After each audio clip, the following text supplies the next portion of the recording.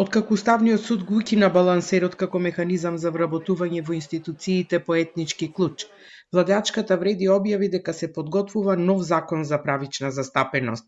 Министерот Арбен Таравари рече дека новото законско решение ќе се фокусира не само на етничката застапеност, туку и на сите маргинализирани категории во општеството. Вреди веќе подготвува нов закон кој што се надевам идната недела ќе биде во јавна дебата и ќе бидеме во координација со партнерите во коалиција. Значи, балансерот е констатиран од сите страни дека не функционираше како што треба и ни треба закон за правична застапеност, не само етничка, туку и за сите категории кои што се да речам маргинализирани во општеството.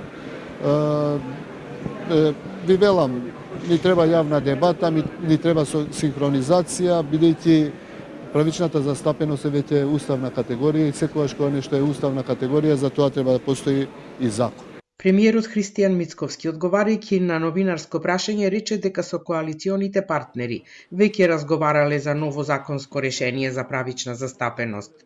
Ние разговаравме во рамките на коалицијата. Коалицијата има демократски механизам, Бадинтерот е уставна категорија.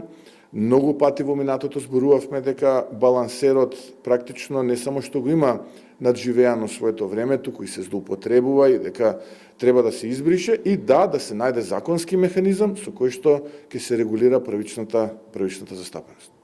Во средата, Уставниот суд го укина балансерот, оценувајќи го како алатка која ги повредува уставните начела за слободно изразување на националната припадност, достапноста на работното место и забраната за дискриминација. Ова предизвика поделени реакции, а дуи смета дека ваквата одлука е удар врз уставот на државата. Од Уставниот суд пак рекоа дека нивната одлука е правна и нема политичка заднина.